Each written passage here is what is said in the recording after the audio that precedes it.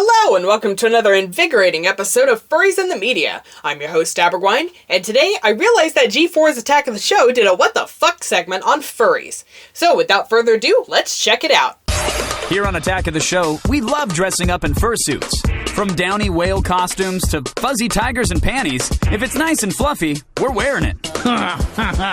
However, it's come to our attention that there is a vast amount of people out there that enjoy laying on the fur much more than we do. The typical furry picks one costume and sticks with it. They make a distinction early on that furry is its own subculture by showing a contrast in the way Attack of the Show uses their costumes with how furries use their fursuits. Good job, guys. They're called furries, or furs for short. A huge community of people who dress up like stuffed animals. Everything sounds good except for that last statement. Like I've said before, the point of a fursuit is, more often than not, to become a new character, not just look like a stuffed animal. I'd also like to reiterate here that not all furries have their own fursuits. But there are several enthusiasts out there who take it further, making their own fursuits and taking them out in public. By showing this, they've made it clear to the audience that fursuits are handmade items that you can't just go to the store and buy. Awesome! But it's important to note that contrary to popular misconceptions, most furries don't have a sexual fetish for fur. In fact, the majority of furries are not sexual at all. Thank you! This is a point I've been trying to reiterate every chance I can get. There is a big difference between furries and people who are aroused by the feel of fur. Most furries are typically not interested in the tactile sensation of fur by itself.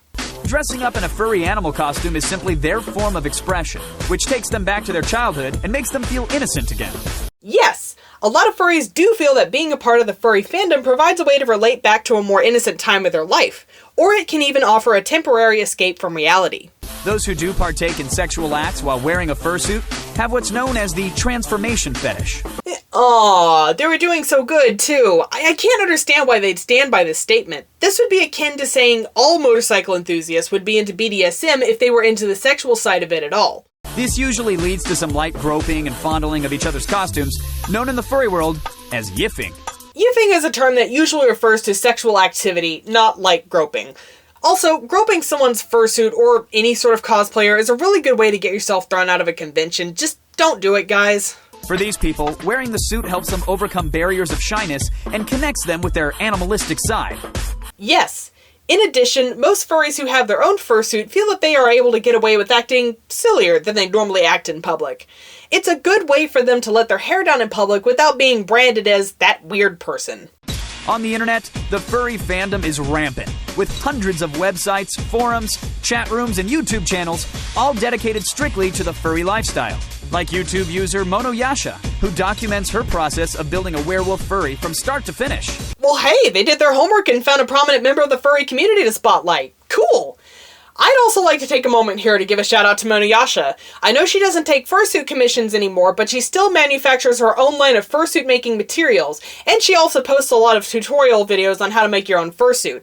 The links to her YouTube channel and Etsy page are in the video description down below. And how much does one of these furry friends cost to own, you ask? Well, at furhappens.com, there's a huge selection of customizable fursuits that range from hundreds to thousands of dollars, depending upon various colors, fur type, and other details, like tail length and hoof size, of course. I appreciate the fact that not only do they mention the price range, but they mention why there is such a variation in the price. And yes, tail length really is a factor when determining cost. Now let's look at the review stats. Accuracy is 57%, and the spirit is 100%, averaging out to 79%. And now time for my thoughts. I love that they made strong statements about what furries are and the fact that they took pains to try and clear up some misconceptions about furries. I do feel that they could have left out the segment about that side of the fandom altogether, and it wouldn't have hurt the clip. All in all, I think this was a good clip. They had good intentions, and even though they got some of their facts mixed up, I get the impression that these were mostly honest mistakes. Well, that's it for today's episode. Have fun, stay awesome. Bye-bye!